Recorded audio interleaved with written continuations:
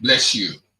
It's great again to connect with you for another session. The second case out of four in regards to what God would bring against his people, Judah.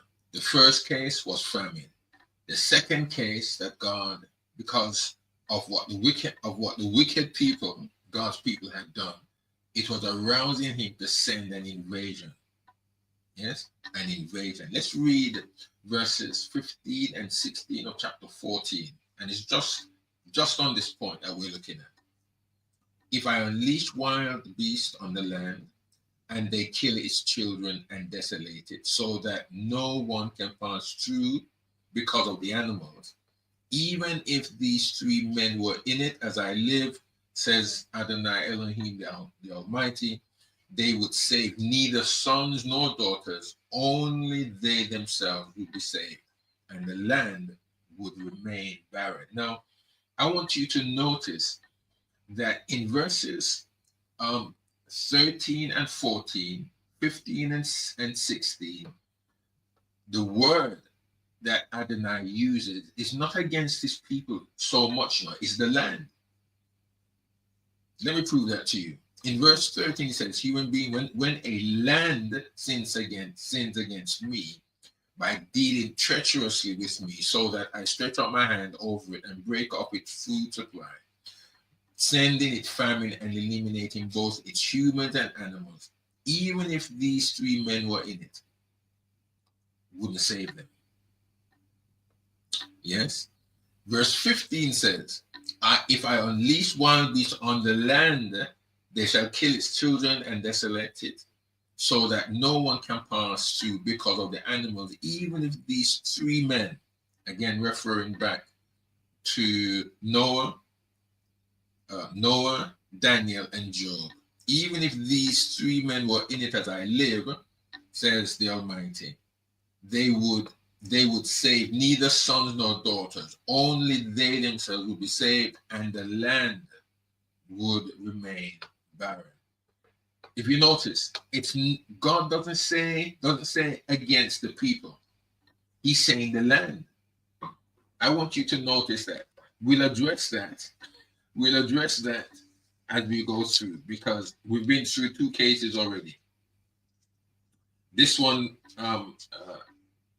which is invasion of animals, and the one before, which is famine. Yes. Now, in this case, not even a person as righteous as the three men that we have named can save their own sons and daughters, because obviously, if we remember in some chapters before, God said, the Almighty said, that He's not going to, or fathers or good parents or righteous people can't save a whole nation. Every man has to be accountable for either their own righteousness or for their own sins. Yes, so we have to remember about it, and that comes even up until today. Doesn't matter how righteous dad was or how righteous mom was, your mother. I'm referring to also your father, and how godly they were, and you could see the presence of God. So because of their righteousness, you or I can be saved. No, it's not going to come to that. We have to make our own preparations. So when God unleashes his famine, when God brings an invasion of wild animals, and again, look in Revelation, because those two, let us say for now, is exactly what God is going to bring upon the world.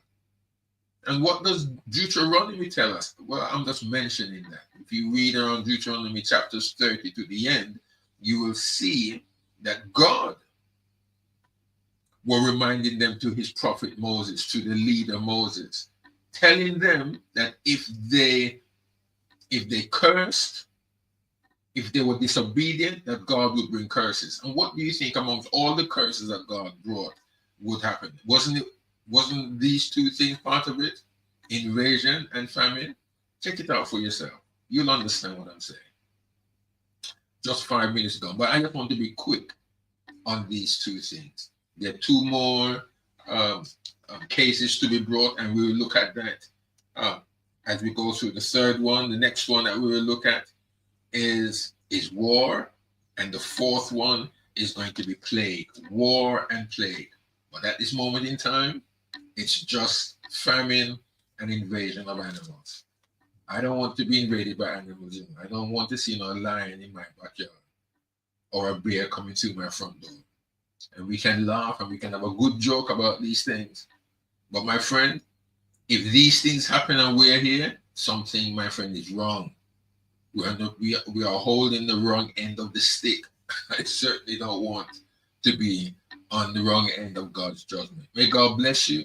May his face shine upon you and give you that peace. And we'll see you in our next session.